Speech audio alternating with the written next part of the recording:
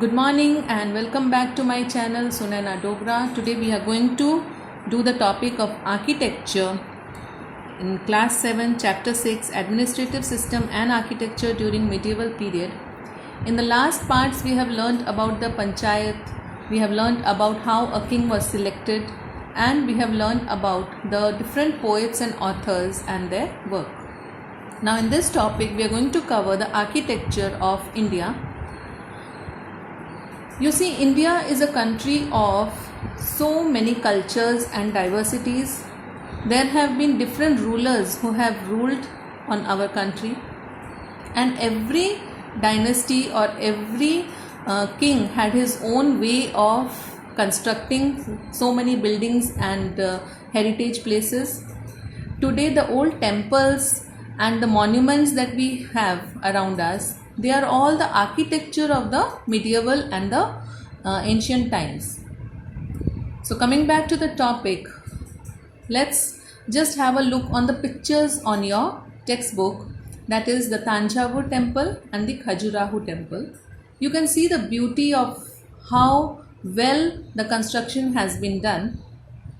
Today we have so many machines and technology, but in those times there were no machines. All these were carved and sculptured out of stones and rocks. तो hammer और चिसल की मदद से ये सारे बड़े बड़े rocks को काट कर तोड़ कर उनके ऊपर इतनी सुंदर आकृतियाँ बनाना, ये बहुत ही कठिन काम था. लेकिन उस ज़माने के हमारे जो आर्किटेक्ट्स थे, हमारे जो स्कल्पचर बनाने वाले लोग थे, उन्होंने बहुत मेहनत से हमारा ये हेरिटेज तैयार किया है, जिसे आज हमें प्रोटेक्ट करने की बहुत ज़रूरत है. जब हम कहीं घूमने जाते हैं तो वहाँ पर जो मंदिर है या फिर पत्थर है या फिर कोई बड़ी बड़ी ऐसी मॉन्यूमेंट्स हैं जो एंशियंट टाइम को बिलोंग करती हैं, तो हमें उसे प्रिजर्व करना है, ना कि उसके ऊपर अपने नाम लिखना, उसके वहाँ से पत्थर तोड़ कर ले आना. ये सब काम हमें नहीं करना चाहिए. सो चिल्ड्रन, चलो let's start with the topic architecture. Among the various constructions during the Rajput age, temple construction is noteworthy.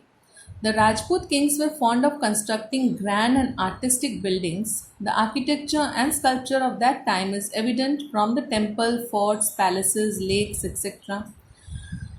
So you can see during the Rajput period, the construction work done by the kings was just fabulous. It was just splendid because जो उन्होंने temples या forts या फिर palaces बनाए हैं, जैसे जब हम जूनागढ़ जाते हैं तो वहाँ पर फोर्ट है, अगर आपने किसी ने भी देखा हो, और जब आप राजस्थान जाते हो, जयपुर, उदयपुर, वहाँ पे बहुत बड़े बड़े महल, उनके फोर्ट्स, वो सब देखने वाली चीज़ें हैं कि किस तरह से इतने वेल प्लान्ड पैलेसेस बनाए गए, इतने वेल प्लान्ड टेम्पल्स बनाए गए. So that was the architecture and sculpture of that time. Among the temples, Khajuraho in Madhya Pradesh and the Puri temple of Lord Jagannath are famous for their architecture and sculpture. तो बहुत सारे हैं, हर state में, हर शहर में बहुत सारे ऐसे मॉन्यूमेंट्स आपको मिलते हैं. हमारी ये टेक्स्ट बुक में एक दो का मेंशन किया गया है, so we will just have a look. लेकिन जब आप 10th स्टैंडर्ड में आते हो तब आपको इनकी डिटेल थ्योरीज बताई जाती हैं. So if you remember these small points now, it will be helpful for you in the class 10th. So among the temples, Khajuraho in Madhya Pradesh and the Puri temple of Lord Jagannath are famous for their architecture and sculpture. The Sun temple of Konark was also built during that time. The Konark temple was constructed with great fineness and was shaped like a chariot driven by 7 horses. ये जो कोणार्क का sun temple है, ये एक chariot की तरह बनाया गया है, जिसके साथ 7 हॉर्सेस को भी बनाया गया है स्टोन से ही. और जो कोणार्क का सन टेम्पल है वो इसलिए भी फेमस है क्योंकि जो सन की रेज हैं वो जो सन गॉड का स्टैचू था उसके ऊपर डायरेक्टली आती थी. Early in the morning the first rays of the sun, and the whole chariot temple is built from one single rock. एक ही बहुत बड़े से रॉक से कार्व करके बनाया गया है. और उसके जो चैरियट के व्हील्स हैं वो समय बताते हैं. The 24 hours that are depicted on the spokes of the wheels.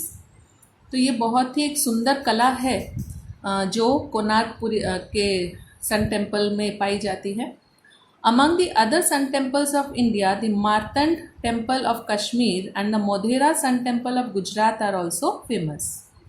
तो सन टेम्पल 3 हैं जो बहुत ही फेमस हैं. One is Konark sun temple, the other one is Martand temple of Kashmir, and the third one is the Modhera sun temple of Gujarat. A prominent feature of the Modhera temple is that the first rays of the sun fall directly on the idol. तो कोणार्क की तरह ही यहाँ पर भी मोधेरा में भी जो sun rays हैं वो डायरेक्टली उस स्टैचू के ऊपर गिरती हैं. इस तरह से उसका डायरेक्शन सेट करके बनाया गया है. The Ellora caves of the Deccan have caves representing 3 religions, Hinduism, Buddhism and Jainism. तो एलोरा जो caves हैं वो डेक्कन प्लेटू जो आपने ज्योग्राफी में भी पढ़ा है उसमें सिचुएटेड है and it belongs to 3 religions. उन केव्स में तीनों रिलीजन की आर्ट दिखने को मिलती है. That is Hinduism, Buddhism and Jainism. One among these is the Grand Kailash Temple. तो इन्हीं एलोरा केव्स के अंदर एक बहुत विशाल, बहुत ही सुंदर बनाया गया टेम्पल है, वो है Kailash temple. The Elephanta caves near Mumbai have a beautiful 3-faced sculpture of Lord Shiva. तो एलिफेंटा केव्स जो मुंबई में है उनमें एक बहुत ही सुंदर 3 फेसेस वाले लॉर्ड शिवा की मूर्ति है. The Meenakshi temple at Madurai is famous all over India. The temples of South India are especially well known for that imposing gateways called Gopurams. तो साउथ में जितने भी टेम्पल्स हैं उनमें सबसे जो खूबसूरत चीज़ है वो टेम्पल से भी ज़्यादा खूबसूरत उनके गोपुरम्स होते हैं. गोपुरम्स मीन्स उनके गेट जो टेम्पल के अंदर एंट्री करते हैं. अगर आप में से कोई घूमने गया हो और तिरुपति एंड साउथ के इन टेम्पल्स को विज़िट किया हो तो आप वहाँ जो गेट है उन गेट के ऊपर इतनी सुंदर स्कल्पचर्स बनाए गए हैं, मूर्तियाँ बनाई गई हैं और बहुत ही ज़्यादा सुंदरता उन गोपुरम्स में पाई जाती है. After hearing about the fame of such grand temples many foreign invaders came to loot them. अब क्योंकि इंडिया का कल्चर जो है वो बहुत ही सुंदर है, उसमें बहुत सारी जो मंदिर हैं उनमें बहुत सारा gold and diamonds and precious stones भी लगाए गए थे. तो जो फॉरेन इन्वेडर्स हैं they came to loot these temples.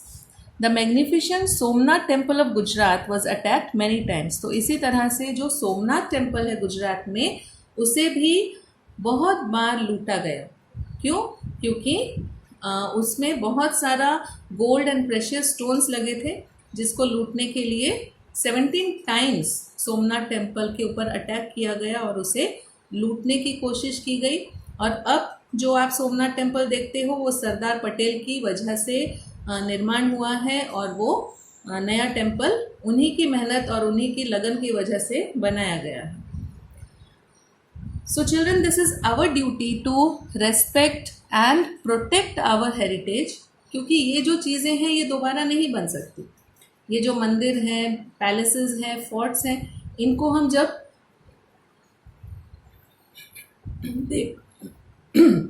देखने के लिए जाते हैं तो वहाँ पर हमें उनकी जो सुंदरता है, उनकी जो कला है, उसमें जो कहानियाँ हैं, उन राजाओं के बारे में जो दर्शाया गया है वो जानने की कोशिश करनी चाहिए, ना कि उन दीवारों पर अपने नाम लिखकर उसे खराब करके बिगाड़ कर आना चाहिए.